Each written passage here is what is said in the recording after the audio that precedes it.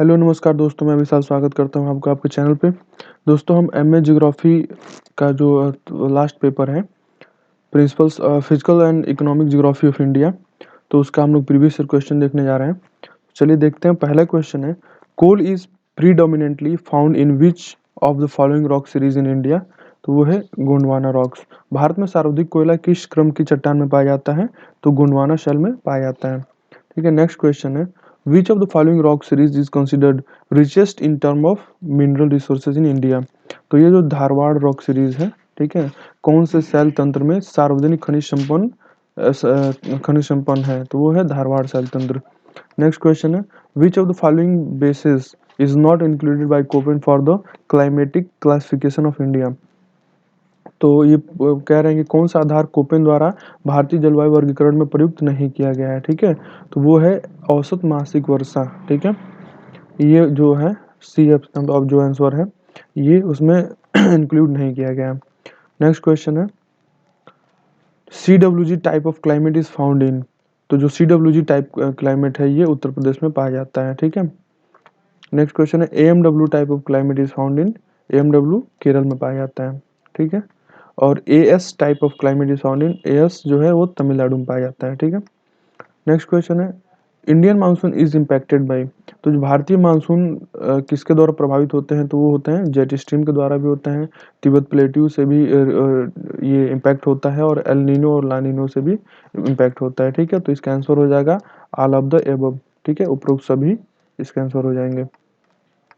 Next question है, S O I southern oscillation. ठीक है, साउदर्न ऑसिलेशन जो है is calculated by computing the pressures differences of which two places.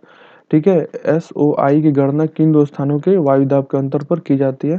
तो वो है डार्विन और ताहिती। ठीक है, उसका आंसर है डार्विन और Tahiti, option C. Next question, the 10 degree channel between. जो 10 डिग्री चैनल है ये किसके बीच में आता है?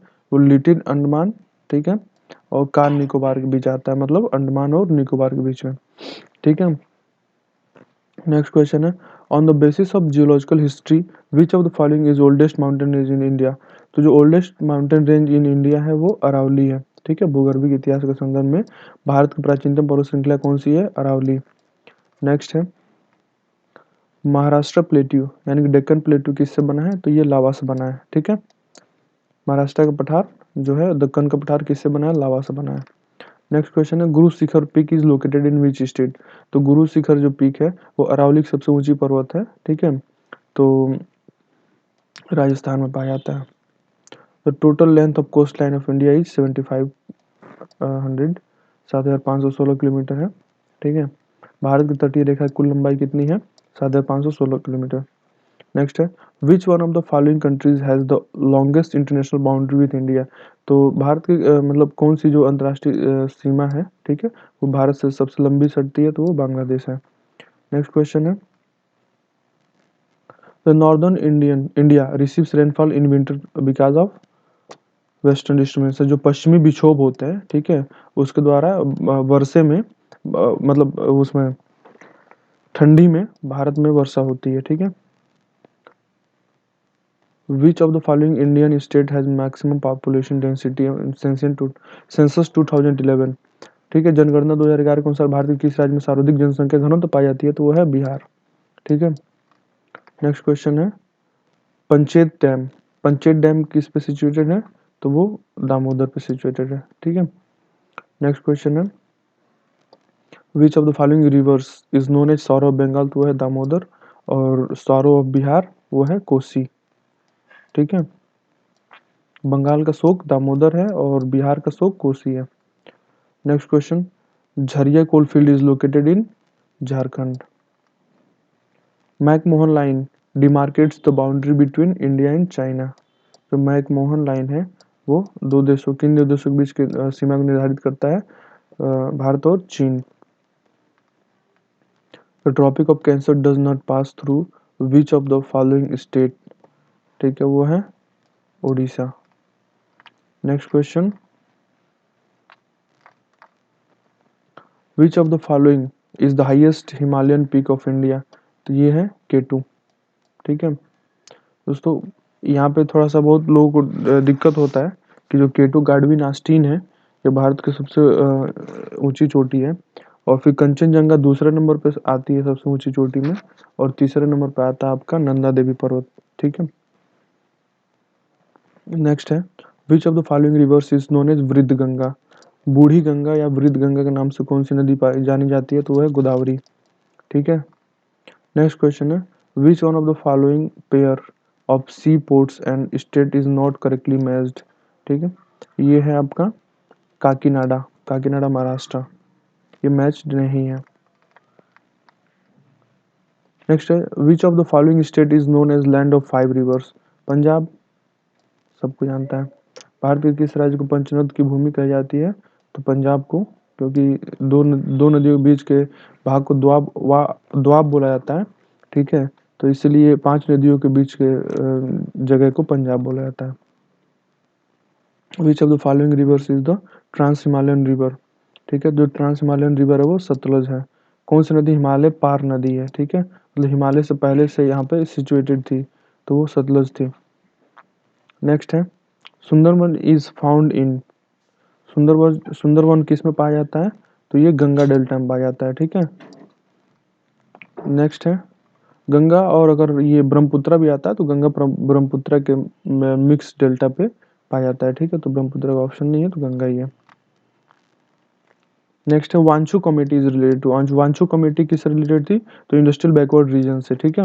औद्योगिक पिछले प्रदेशों से रिलेटेड थी। नेक्स्ट है, first EPZ was established in India in 1965.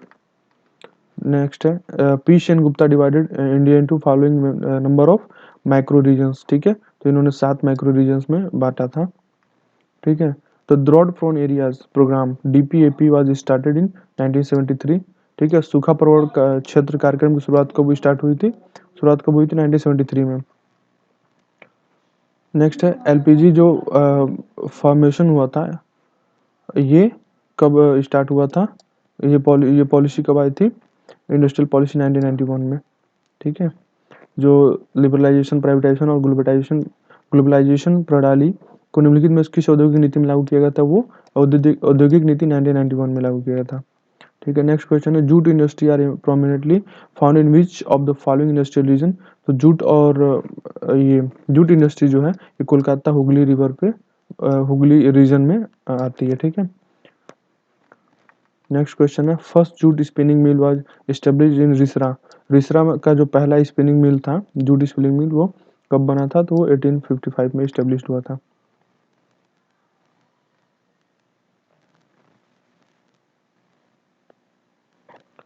Next question,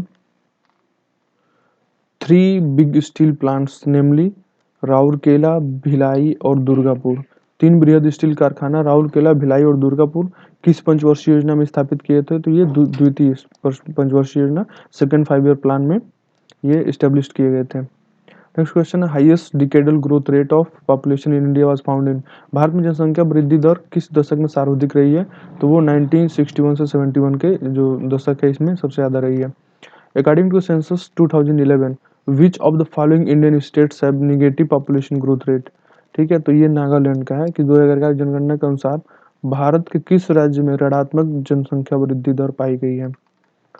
next है, which is known as the father of Indian green revolution. तो ग्रीन रिवोल्यूशन जो है इंडिया में वो एम एस स्वामीनाथन ने लाया था, और जो वर्ल्ड में लाया था उन्होंने, ये नॉर्मल बोरलॉग ने वर्ल्ड में लाया था। ठीक है। नेक्स्ट क्वेश्चन है, who among the following coined the term green revolution. जो विलियम गॉड ने ग्रीन रिवोल्यूशन पहली बार शब्द को दिया था। ठीक है। हरित क्रांति शब्द को पहली बार विलियम गॉड ने दिया था। Next question, planning commission divided India into following number of agro climatic reason. तो जो प्लानिंग कमीशन है ये 15 एग्रो क्लाइमेटिक रीजन में भारत को बांटा है। ठीक है दोस्तों। तो ये हमारा आखिरी क्वेश्चन था। तो मुझे उम्मीद है कि आप लोग का एग्जामिनेशन सही चल रहा होगा।